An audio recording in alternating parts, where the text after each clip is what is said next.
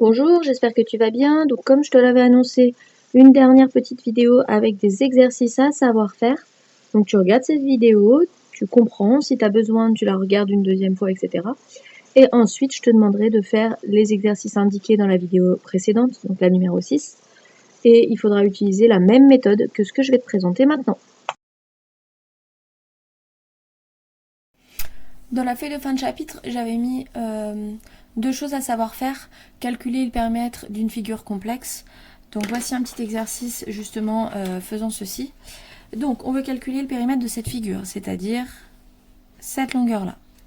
On s'aperçoit que la figure, c'est en fait un carré auquel on a collé un demi-cercle. D'accord? Donc je vais mettre des lettres pour que ce soit plus simple. Donc notre figure, je vais l'appeler A, B, C, D. D'accord. Et je vais décomposer. Je vais dire que ça, c'est la première partie, numéro 1. Et le demi-cercle, ce sera numéro 2. Décidément, j'ai pris que des crayons qui ne marchaient pas. Donc, je vais faire l'aire du carré ABCD d'abord. Pardon, le périmètre du carré ABCD. Donc, je vais calculer le périmètre du carré ABCD. Périmètre de ABCD. C'est le périmètre d'un carré. Périmètre d'un carré, c'est 4 fois côté. Mais ici, on n'en a que 3 des côtés, puisque cette partie-là, on n'en veut pas. La partie hachurée, là, enfin, cette partie-là, pardon, en pointillé, on n'en veut pas. Donc, je vais faire 3 fois le côté. C'est-à-dire 3 fois 4, donc 12 cm. 12 cm, en fait, c'est la longueur BA plus la longueur AD plus la longueur DC. Ensuite, je vais faire l'autre partie, le demi-cercle. Alors, périmètre du cercle déjà. Et après, comme ce sera un demi-cercle, je diviserai par 2 pour avoir la moitié. Donc, périmètre du cercle, je connais le diamètre, c'est 4. Donc, je vais faire diamètre fois pi. Donc, 4 fois pi, c'est-à-dire 4 pi. Mais moi, je veux le périmètre d'un demi-cercle, parce que j'ai que la moitié. On en prend la moitié. Périmètre demi-cercle, c'est 4 fois pi divisé par 2. Ou encore 2 pi. Je prends ma calculatrice, valeur approchée, 2 fois pi. 6,28. Je vais continuer en noir et je repasserai en noir parce qu'on voit rien du tout. 6,28. Quand j'arrondis à un chiffre après la virgule, je ne vais pas mettre 6,2 parce que 6,28 c'est plus proche de 6,30 que de 6,20. Donc je vais plutôt mettre 6,3. Donc j'avais 12 plus 6,3. Donc périmètre de la figure complète.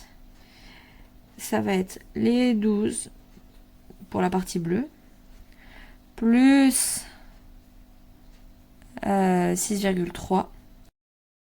Et j'obtiens 18,3.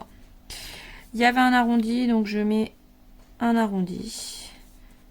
Et on termine par une phrase réponse. Le périmètre de cette figure est environ 18,3 cm. On n'oublie pas le environ parce qu'on a arrondi. Dans la feuille de fin de chapitre, je t'avais parlé aussi d'un deuxième type d'exercice. C'était, en connaissant le périmètre, trouver la longueur, trouver une longueur.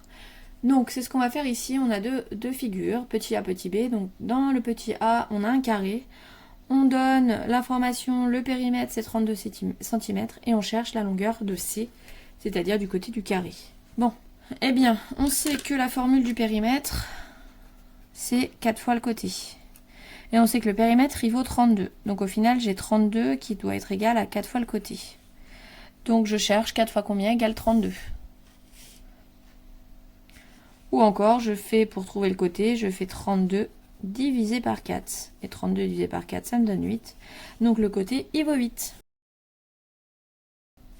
Et si je vérifie en calculant le périmètre, je fais 8 fois 4, ça me fait bien 32. Je ne me suis pas trompée.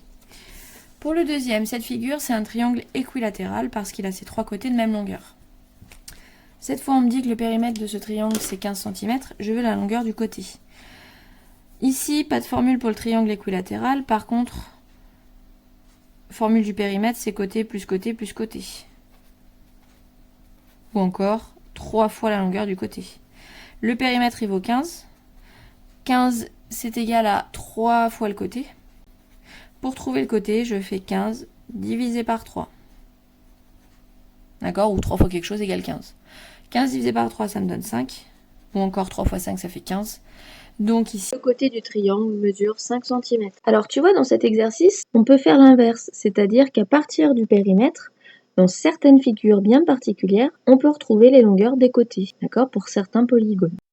J'espère que tu as compris la résolution de ces deux exercices, en particulier le numéro 1, puisque je vais te demander de refaire la même chose. Sauf que les figures, ce seront des figures différentes, mais le principe va rester le même. Sont sur les périmètres est terminé, donc fais les exercices, et ensuite on se retrouvera pour un nouveau chapitre.